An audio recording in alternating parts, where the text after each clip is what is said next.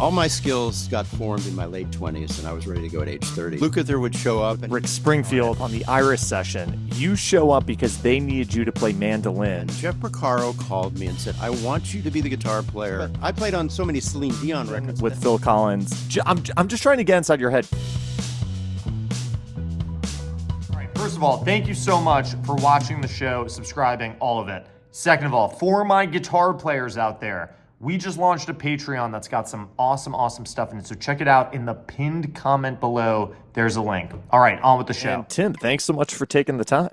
You too, man. I watched a lot of your episodes. Are great. Yeah, and okay. So I'm putting the pieces together. You are quite a guitar player. You are a professional guitar player, but you're doing something different now, much like me. Yes. Yeah. Were you saying that you played the Wicked show? Was that what I caught in Greg's? I did do that for a while. Yeah, I was in the pit of it on Broadway, which was quite a thrill. I bet it was very demanding. Greg Wells used to hire me from time to time, and I've enjoyed his talent for decades, and it's just great to see him. Yeah, doing so well. He's such an amazing musician. Have you ever met, he said in that interview, which I thought was so funny, he goes, I don't mean to be cocky, but I think I'm the only guy on the planet who could do this, meaning play the drums, guitars, bass, keys, everything, plus arrange, plus mix. Do you know anyone else in the session community that has that skill set the way he does? There are people who hide some of those skills. George Deering is our preeminent motion picture guitar player, and he can play bass and sing and play piano, and he's an otherworldly multi-instrumentalist on stringed instruments too. There are a few, but most people hide it. And as you know, Rick Beato can play everything except the drums. There are very few. And in the session world, it wasn't so much that guy who would get hired, it was the specialists. Now Steve Lukather can play piano great, and he played drums and bass on his original demos when he was a teenager. So there's a lot of people who have that stuff. But the thing about Greg is that he literally can sit down on the drums and sound like Vinnie Colaiuta. And then he can sit down at the piano and sound like a virtuoso. And when he picks up the guitar, he's right. He gets right to Eric Clapton immediately, So there are very few. And the thing about when Greg does his rhythm section where he plays all the instruments, and I even noticed this on the Wicked soundtrack when I listened to it, it sounds like Elton John's band from the 70s. So it sounds real. You know what I'm saying? Like the drums on Wicked sound real. They sound like, it's...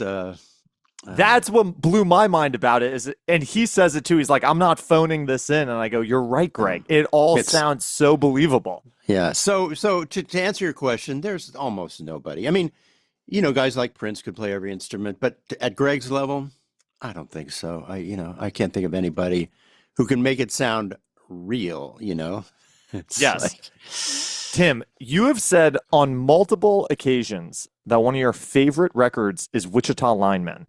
What do you love about it? It is the favorite record for Tim Pierce. What do you love about that recording? I'm so glad you asked. I grew up in the 60s. I was born in 58, and my love of music comes purely from top 40 radio. The kind of radio you would hear out of a speaker that was about the size of a quarter, okay? There were some better speakers. And then when FM showed up, it got better, but that era where I would hear in cars and on transistor radios, top 40 music, I fell in love with it. I mean, it would transport me to another world. It literally would, I'd be in the stratosphere when I would hear songs on the radio. And that song in particular, it's so romantic and it's so haunting. And it's this unrequited desire, unfulfilled desire, just perfectly executed. And the end with the orchestra, the way it fades out and the chord changes and Glenn's voice, all the elements. I mean, I hesitate to even define it because defining it reduces the impact of it, but it is my favorite record of all time.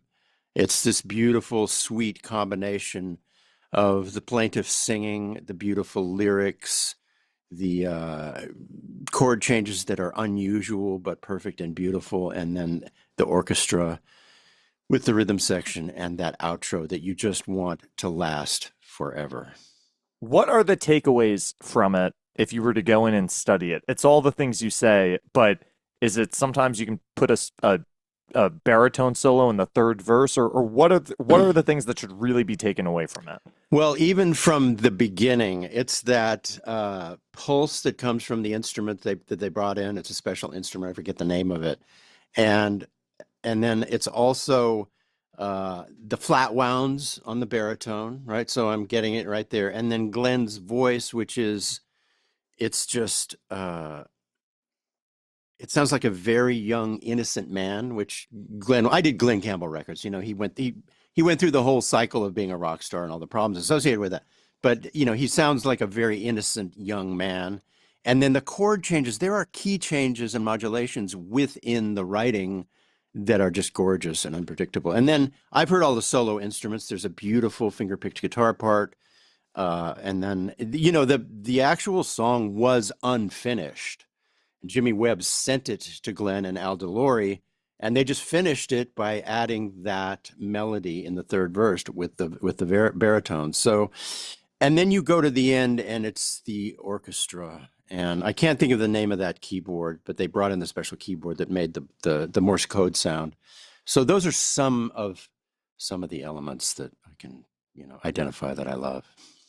Tim, you have said, and maybe this is a little bit in jest, but you have said, thank God that Tom Bukovac never moved to LA because he would have taken too much work. And similar to that, I've spoken to Dan Huff, who said that when he moved to LA, there was a real hole in the session scene because Steve Lukather was on tour with Toto. So there was a real hole that he was able to fill. Was one musician really able to have that much of an impact on the scene back then?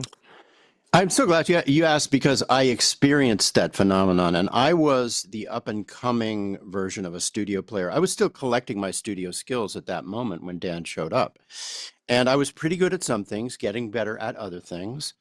And then by 1990, I started working every day in the studio because I really got my skill level up. But these other guys were finished already. They got out of, like Steve Lukather was finished at 18, and Dan Huff was finished by the time he got here. So the way I understand it, and I think this is all pretty accurate, Robbie Buchanan, who's a really dear friend of mine, phenomenal keyboard player who I worked with a lot, he experienced Dan's talent in Nashville on a record, and he told Dan, "Come on out, I'll hook you up," and he did. And so he recommended Dan, and Dan had everything it took to immediately jump in. And you're absolutely right. Lukather was not so interested in session work because they were blowing up and doing amazing, you know, there's a lot of responsibility in being in that band.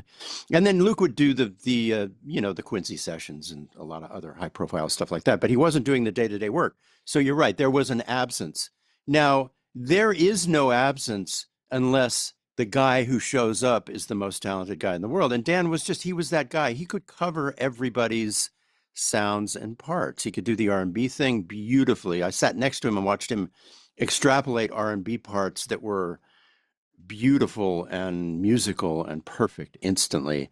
And then he could do the rock thing. He could, you know, you would hear a thing, you go, "Oh, that Mike Landau played a great solo." No, it was Dan Huff. So he really was, you know, he was just so hardworking and ambitious and so talented. And he did displace the entire list of guitar players. Now, that didn't mean there, I mean, starting in 1990, I started working all the time, but that was the point where Dan started to lose interest in LA sessions and wanted to, you know, have the band giant. So it actually kind of worked well for me by the time I got my skill level up and my experience up, because I wasn't formed at age 20. All my skills got formed in my late 20s, and I was ready to go at age 30. So I started all that a little later. But when he left, Michael Thompson was the busiest session guitar player. And that's only because Mike Landau decided to do less. Mike Landau has always been selective. He was selective in the 80s, the 90s. He's always been that guy. And so that left more open slots, but Michael Thompson was the guy at that point, and I was able to become another guy and start working all the time. So, but the impression of the golden age is that there was just so much work, and it's almost funny that one person, because they can only be one session at a time, would people just say, we'll wait for them versus calling someone else who was probably amazing also? Like one person really controlled the scene that way? Or is that sort of a little bit of a fantasy looking back on it? Well, you're just ahead of home studios for guitar players. So at that and in that era, the keyboard players, a lot of them had their racks at home and they had 24 track analog machines at home. You remember, we're still in front of Pro Tools. We're still ahead of this is still analog most of the time. So the digital thing is beginning. When I built my ADAT studio and then my Pro Tools studio, I was able it was the greatest thing for my work in the history of my work because I was able to never lose a session because of scheduling. When I built my studio, and I'll come around to your question in a second, but I'm kind of going to the side of it. When I built my studio, I was able to say to people, I can see you on Thursday morning. I can see you Saturday at 11. I can see you Tuesday at 2. Because guitar overdubs, which I ended up specializing at, I liked orchestrating. I liked getting my work done after the bass player and drummer. I enjoyed tracking, but most of the value I could give was in the orchestration of layering guitar parts after all that was done. And that could be done anytime in the process. People were relaxed enough. They would schedule the tracking dates, those were etched in stone. But after that, everything could just unfold as it needed to. So I never lost work after that. After I had my home studio, I never lost a session because of scheduling, because I was literally like a doctor. I can see you at 10 on Thursday, I can see you 2 on Tuesday. So, but prior to that, just prior to that, when guitar players did not have home studios, you are absolutely right. Dan Huff would get the call. If he wasn't available, if he was essential to the work, they might try and move the session so that they could get Jeff Porcaro on drums and Dan Huff on guitar and whoever on bass, Neil Steubenhaus. And if they could find that slot, they would get everybody at the same time. If they couldn't, they would just sacrifice somebody. And then Michael Thompson would be next in line. Michael Lando might be next. I might be fourth in line. It's I walked into a jingle session once, and it's a really renowned jazz bass player named Dave Carpenter. And the jingle producer was a friend of mine. He said, "Man, I tried 12 different bass players. I couldn't get anybody." And then Dave Carpenter walks in bright and shiny, so happy that he got the session. And I'm sure that happened to me on a daily basis too. But yeah, because of scheduling, that was the reality of it. And also, somebody like Dan, they would get as much of him as they could. So if you booked Dan Huff for 6 hours, he might be halfway done at the end of hour 6, but he couldn't come back for 2 weeks, so he was out of there. And then I might get the call because they needed more, and he was gone. So there was that too. Right. When you moved to LA, you say this that you feel like you had great lead chops, but your rhythm chops needed to develop. How did you sit in on these sessions early on and feel confident or not insecure in your abilities, or maybe you were insecure? And how did you escape? To me, I get so afraid of going into sessions and not having the right skill set. And it seems like you felt that way too. So how did you get over that when you were starting out? Well, I never really got over that, but I was quiet, and there's a strength in kind of keeping your mouth shut and just taking everything in. And I had a lot of advantages. I kid you not. When I moved to LA in 1980, it was a very nurturing environment for musicians. So, and particularly as a guitar player, I mean, the drummer was always in the hot seat because we were recording analog. The drums had to get nailed, okay? But everybody else, and particularly guitar players, they wanted guitar players to be kind of, and especially when Nirvana showed up and that changing of the guard happened, that's when I really started working it, because I could be the guy who I was reliable enough to get all the parts done, get the sounds done, but I sounded like I could be a band guy. So they wanted guitar players to throw surprises, and you did not have to be perfect as a guitar player. So that's one thing that helped. You did not necessarily have to be the best reader to be a guitar player, and that's another thing that helped. And then I would ask for help. If I was and this happened, if I was in the room with Greg, Phil, and Gaines, I would go, "Greg, how do I play through that chord? What's that? Show me that passage. What's that line?" I mean, I would just ask for help. So that's one thing. But you're just managing fear at that point. I think a lot of people deal with that all the time. And even some of the guitar players that we know that are, you wouldn't think would feel those insecurities, feel them going into a session. I felt them very severely, especially when I was going in with Nathan East and Greg Fillinganes and John Robinson. My stomach would literally be sick, but I would show up there, ask for help, and my part didn't have to be perfect. Their parts were perfect the first time, and mine wasn't, but they accepted you. It was okay. Um, so as guitar players, we were forgiven for, playing catch up, and not being the best readers. Now, that being said, you never on a TV film date represent yourself as being a reader when you're not, because those guys, this, you were one of those guys. You show up and you read, and if you read it again, it's only a matter of interpretation because you get it the first time. The first time it's beautiful, but maybe they want to do this part a little more rubato or whatever. And so that I learned that really, really early. I took a couple of orchestra sessions because I was brave. And it was like sitting there with 90 pieces when you're the guy who doesn't exactly read. It was like, nah, I'll leave this So what to would you the do? Would you just completely flub those sessions, or how would you get through them? You get lucky. I got lucky a couple of times, and then I realized I didn't want to just roll those dice anymore. I just got lucky a couple of times and was able to get through. Why would I don't understand? I've heard this from other session players of your stature that when they arrived, like the other guard or the older guard would help them on the sessions. And to me, that almost doesn't make any sense because wasn't this so competitive? Did they see something in you where they would want to help you? Why do you think the other guitar player might help you along? I think it was a tradition that started with Tommy Tedesco, and Lukather would show up and he had enormous skills, but maybe he couldn't read a passage. There's an amazing story that Tommy Tedesco, Chuck Rainey was trying to read a bass part and couldn't read it, and he told Chuck, he said, lay out, and nobody noticed because it was a big ensemble.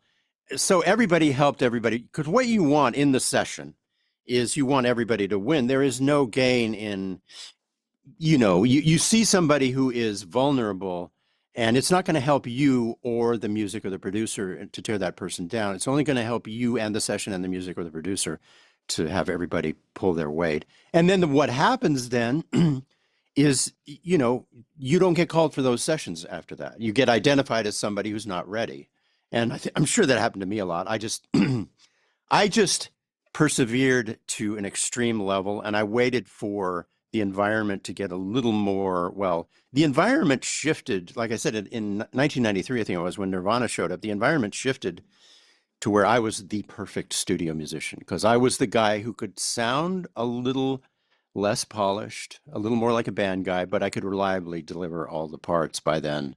And so I just waited for music to get simpler, and I got involved with some crews that were, doing the work. And so it was just perseverance and time that brought me into the fold. But that being said, I would avoid the sessions that I knew I wasn't right for. And most of those were the reading sessions. And then how did you spend the rest of your time during the 80s? You were on the tour with on the road with Rick Springfield. Was that a good move or a bad move in terms of furthering your session career? Well, I realized early on that it would kill my session career.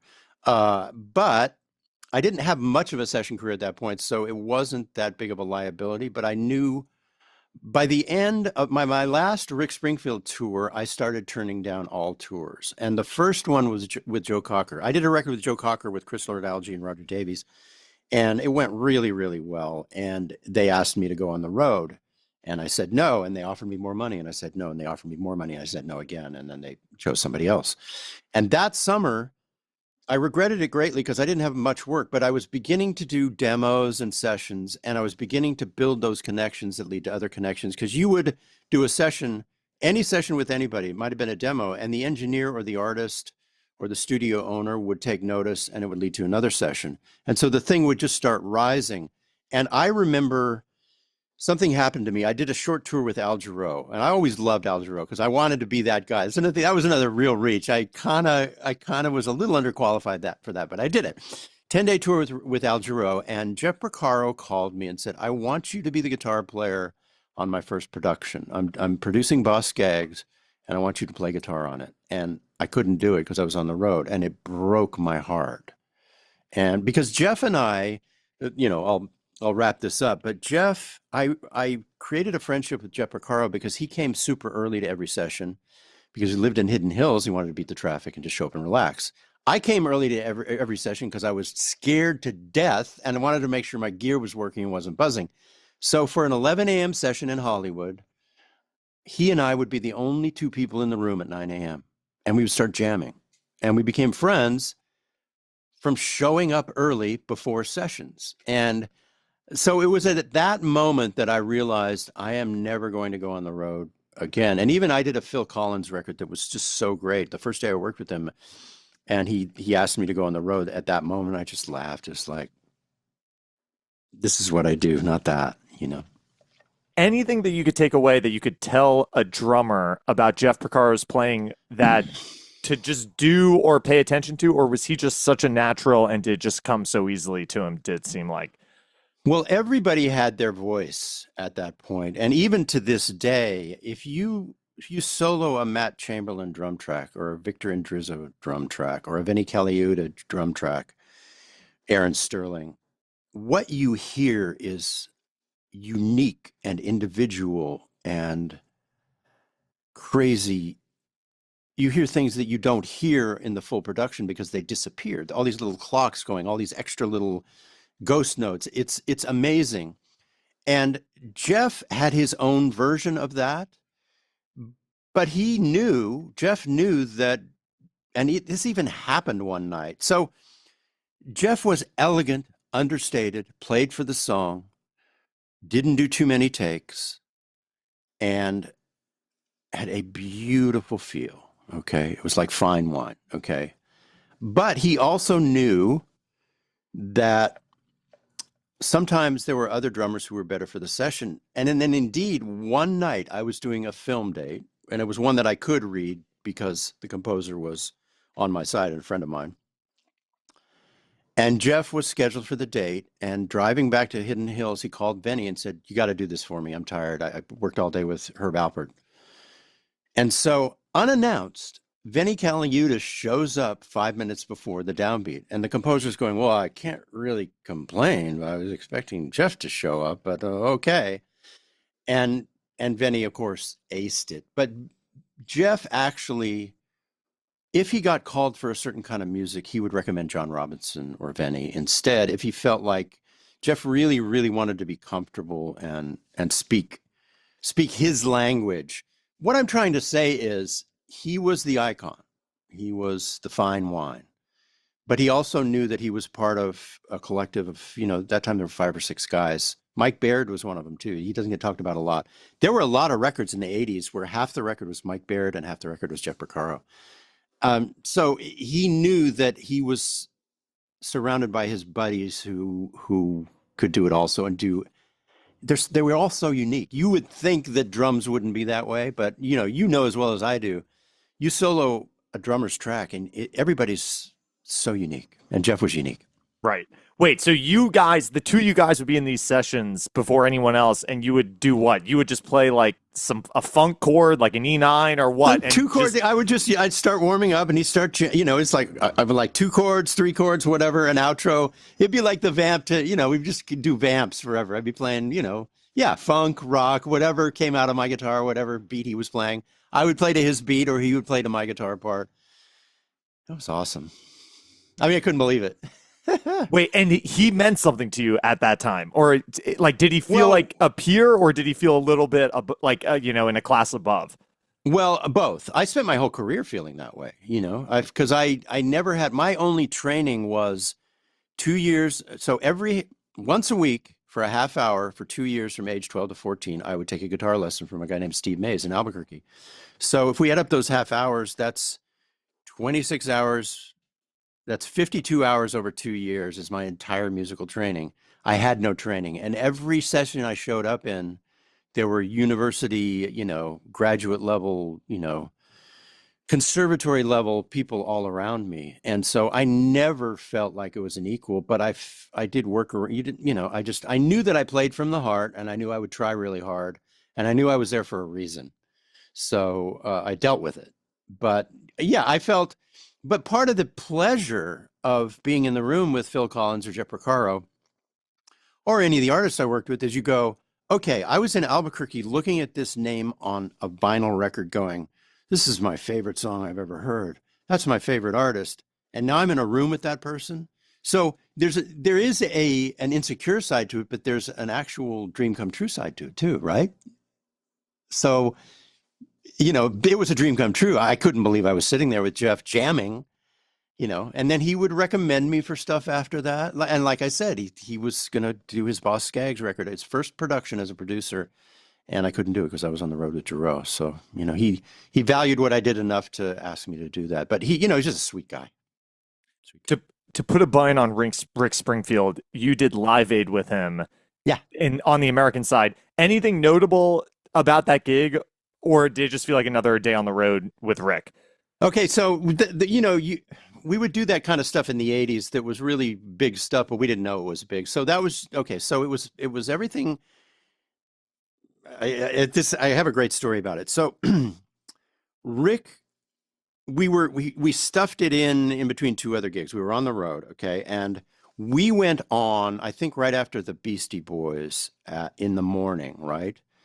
And it went great, but we all felt pretty intimidated. And the funny thing was the way these situations work sometimes. And I had this happen with the Eagles one night too, when I was doing a show with Linda Ronstadt opening with the Eagles. My stage pass was only valid until about 3 p.m. So you get this feeling like, oh, I'm not really welcome here because, there's a hierarchy, and as the day wore on, the artist got bigger. And then who was it? U2 and George Michael and Phil, I forget, whatever. So it was amazing. 80,000 people. The show went great. It was 11 a.m. We were on, we were off, but we were in the middle of the tour. So for us, it was just, another big gig. And Rick Springfield, when I joined the band, he was the biggest star in America for two reasons. He had Jesse's Girl and he had the TV show, General Hospital. Now that Live Aid was maybe 3 years later, and that had plateaued a little bit, but we were still doing huge venues all the time. And I knew he was more of a pop star than perceived more as a pop star than someone like Peter Gabriel or Genesis or like that. But, we were very proud of what we did. And so it just was one day in the life, but it was a bit disappointing. Now, the same thing happened to me with the Eagles on New Year's Eve in the year 2000.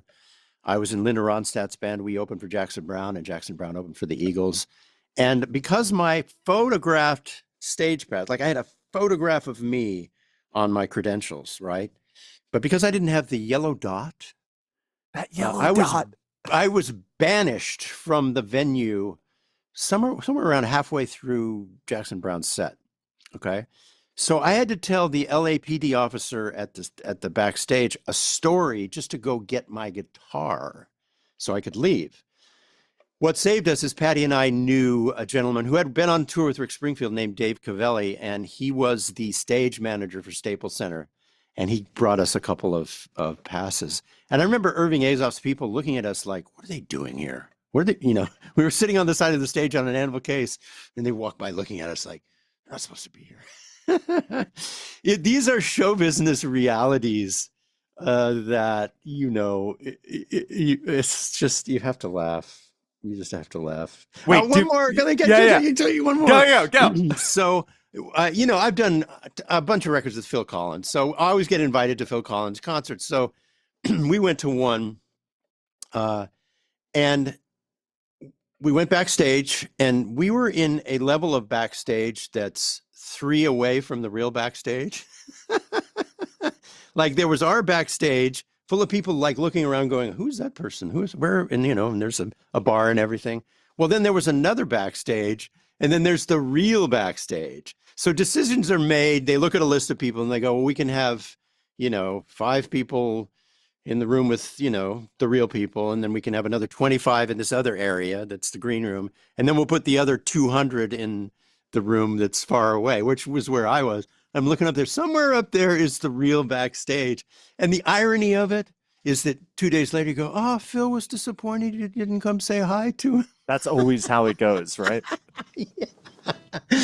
I'm so used to it. It's Wait, did amazing. we capture? You said there was a great Live Aid story. Did we capture it, or was the point Yeah, that you that was just it. you Yeah, that couldn't was get it. back? The passes were constantly changing. It was Well, that was my first take on that because you go into this thinking, oh, we're all part of Live Aid. yeah, We're gonna, but then you realize you actually, they want to make space. They don't want, the riffraff to be right, for right, right, I mean, it was, it was one of my first, that was the first time that happened to me. It was like, oh, I didn't know that even existed. I didn't know right. that, we were at a kind of a level where we were not wanted backstage after Right. 3 p.m.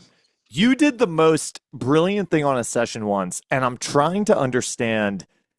I'm just trying to get inside your head because this is so not how I would operate in this setting. But on the Iris setting for the session for the GooGoo Dolls, they said to you, "We need someone to play mandolin, so show up with a mandolin," and you show up with your racks of gear and guitars, and they were annoyed. They said, "What is going on here?" But you knew if there's even a chance that I'm going to be able to play electric guitar, I want to have all my stuff there. But I would be the opposite because I would be thinking, oh, they just need mandolin, so I'm going to make this so easy. I'm just going to show up with a mandolin, play that down. How did, like, was that just what you always did, or how did you have that foresight?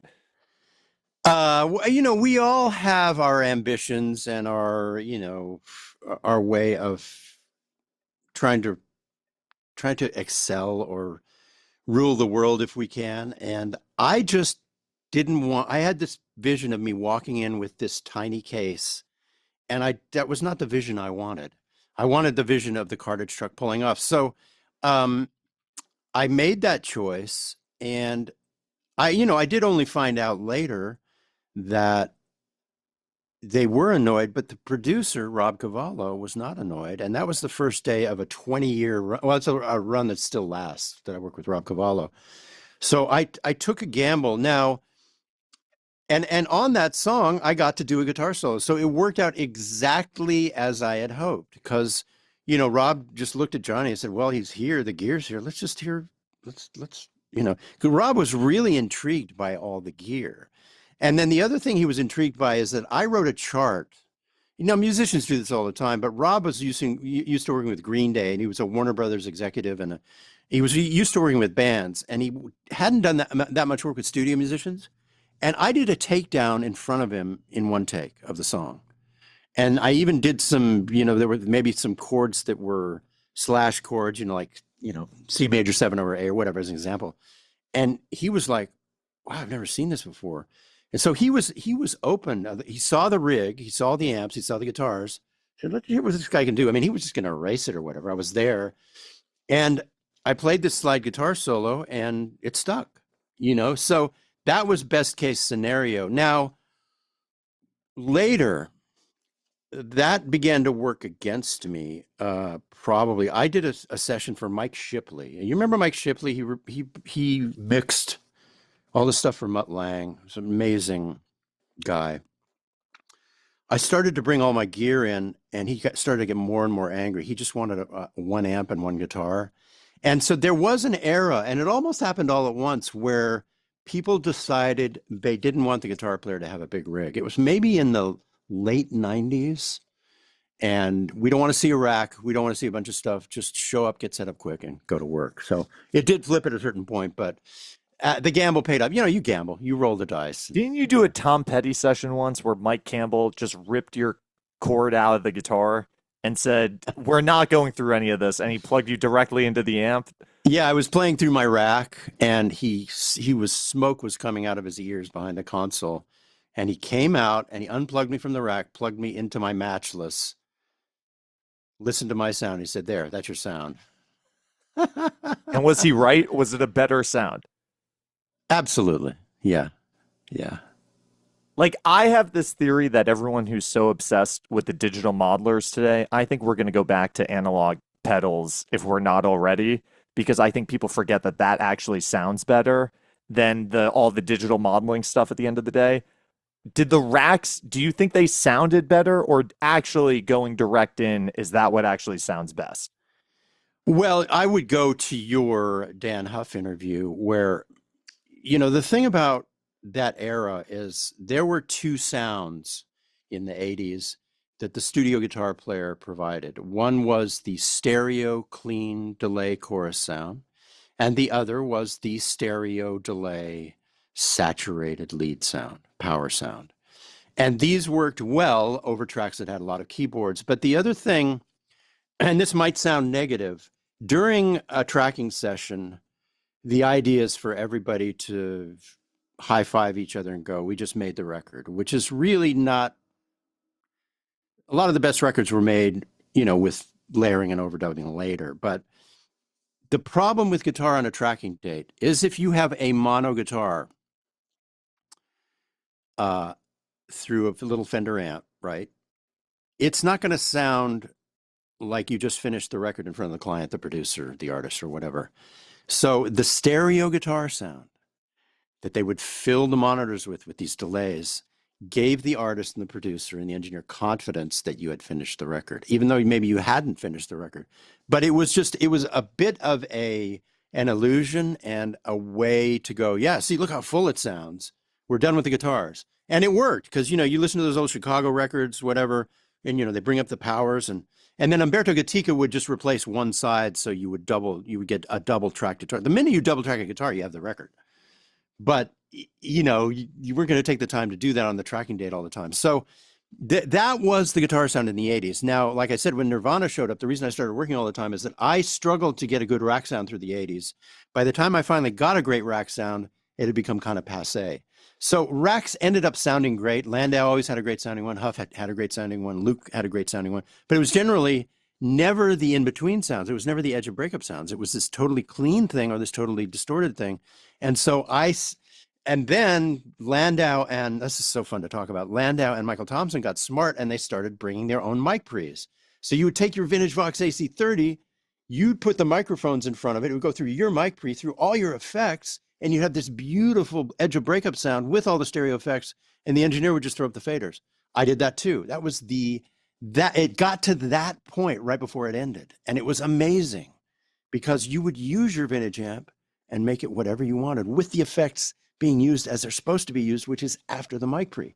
So, but in 1993, like when this change of the guard happened, I was already very adept. Like the reason Pat Leonard hired me for Toy Matinees, I showed up with amp heads and just played. I sounded like a British guy from the 70s. So back to your question, we go full circle here. You feel like the digital modelers. It's a funny thing because there is a barrier of entry because of money for guitar players that gets solved by these, the Tonex at 199 or even, whatever level you get up to with these modelers, and they sound pretty good. Now, Tom Bukovac is not wrong when he says when you hear those, you've just forgotten what an amp really sounds like. And that's true. I play through amps 99% of the time, but I do like the sound of an in-your-face modeler for some parts.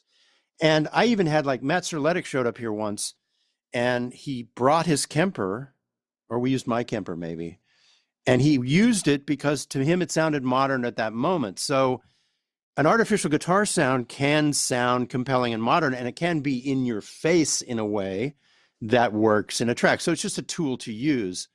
I don't know, Zach. I still use amps 99% of the time. I enjoy the artificial sounds as a tool and a fun thing to mess around with. You could be right. So going back to just put a button on it, on the Iris session, you show up because they needed you to play mandolin, and you bang that mandolin part out, and then they say, well, what if we take a solo? They're looking at all your gear, and they say... It's Rob. Rob was looking at all your gear, and he said, well, maybe we should try something else. You go, bingo. That's why I brought all this shit. That was the point.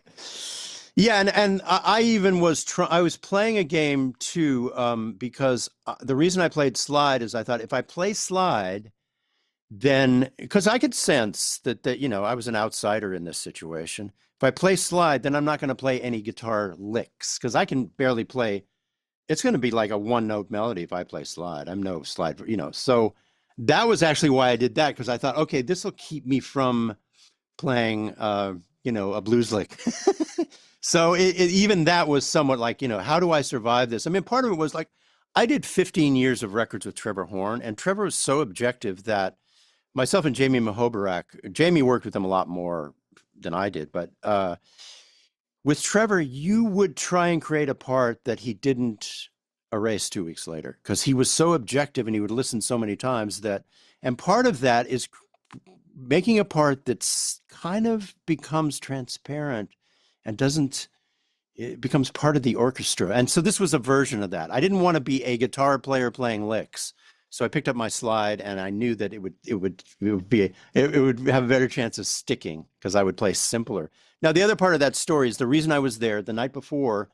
They asked Dean Parks to do it, but he had worked all day and he was just driving home. And he said, "I'll come back." No, he didn't say he'd come back. He was booked the next day. He couldn't come back. They wanted him to come back and just drop it in that night, but he was too tired. And so I got the call the next day. Do you see any international royalties from that song? Yes. Okay. So the way it works for musicians from the era that I have been part of is, well, there were two royalty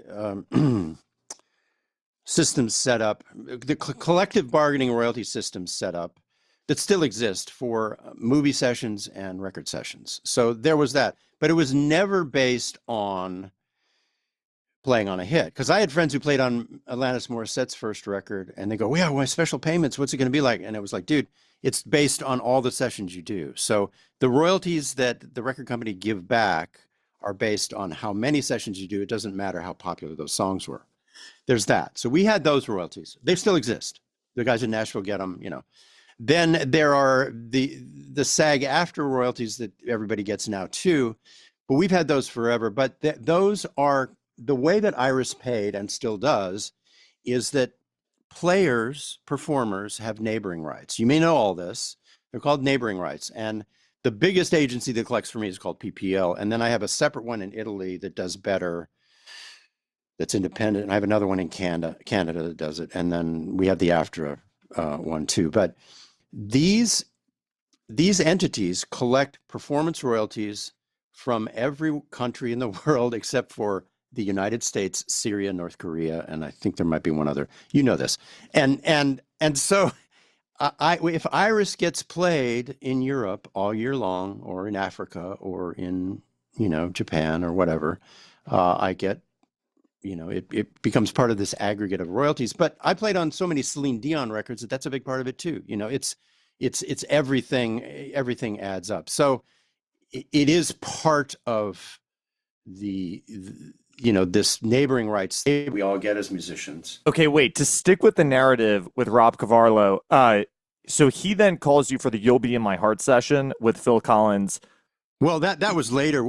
Later. That session, that Iris session, that song, he called me then to play on the GooGoo Dolls record after that, and then he started calling me for every single thing he did. And part of it was that song, Iris was like the biggest airplay song in the world for like 18 months. And for him, that was a real turning point. And because that was a song on a movie soundtrack, we started doing soundtrack songs for just every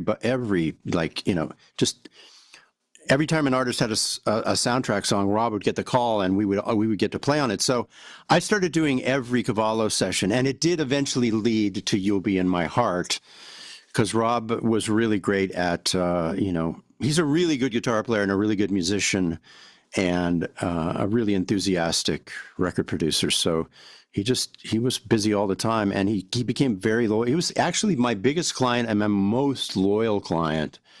And now he's a friend. He said in an interview I watched with you and him, he said that they were trying to figure out how to put that together. And then he said, "You know what? Just play this like Kiss. Pretend this is a Kiss record." And that is such a funny note to me when you listen to the song. But do you remember when he said that? And what did that mean to you? How did that impact what you played on the record? Well, he just meant make it sound like a rock band. And they had, I think they had actually kind of cracked that code early on, because he told Phil early on, let's try this. Let's make this sound like a Rolling Stones song, you know? And so they had actually cracked that code, but by the time we were in the studio, it had morphed into something else, and they had, I think, forgotten. So we spent a few hours trying to get it off the ground. And when you decode what he was saying, he was just playing, he was saying, let's play rock, basically. And when we did, they put up this particular drum loop, and we just, don't, and we just started rocking, and Phil was like, yeah, that's it. So we got stuck for a few hours, but then once he made that comment, and, you interpret it, and you go, he just means let's play rock. Right. Let's get free. Yeah. Okay, we're running out of time here. I want to try like a small game. I don't know if this is gonna work, but we're gonna try it. I want to name a session guitar player, and I would love to know if you were on a session with this player, or even if you were on a session, what your role would have been to complement their playing. Please. So if you were doing a session with Dean Parks back in the 80s or 90s, what do you think your role would have been to complement what he was doing? Okay, so I've done over 100 sessions with him, maybe 200, I don't know, countless. And he is, I am the band guy, and he is the solve every problem on acoustic and electric and read every part guy. So I let him have his space, and I play band guitar parts around it. And I'll make these answers short. Yeah. Okay, what about Mike Landau? Mike Landau, he was always so nice to me. He brought me into a Faith Hill session, and I sat next to him.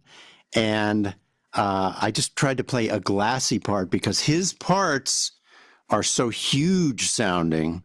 And I played the U2 part above his massive, girth part. Okay, what about Steve Lukather? Lukather, I did get to work with, and it was the same story. Luke was on fire when I worked with him, and I was a little more, I had a little more size to my part, but I do remember playing the reliable eighths guitar part while he was the rock star who played the amazing solo and everything else. Okay, what about Dan Huff as a peer in the guitar player chair and also as a producer? Okay, it's great to have both of those questions to answer. When I would sit next to Dan Huff, I identified myself more as the new wave band guy, and then he would be the all parts immediately guy. I would just let him shine with his brilliance and learn a lot. You're learning a lot. When we did Rascal Flatts in Santa Barbara, and he was the producer, I was in heaven because I got used to working. When you work with a guitar player as a producer, there's nothing more heavenly, nothing better, because they solve every problem for you. They go, it's a little too clean, a little dirty. Try this. They get you out of every dark corner. It's amazing. And he said to me, he said, Tim, a lot of guys freeze up when they work for me. And I just started laughing at him. I said, it ain't going to happen. Why not? Why? Because he felt like a peer, or why do you not freeze up around him?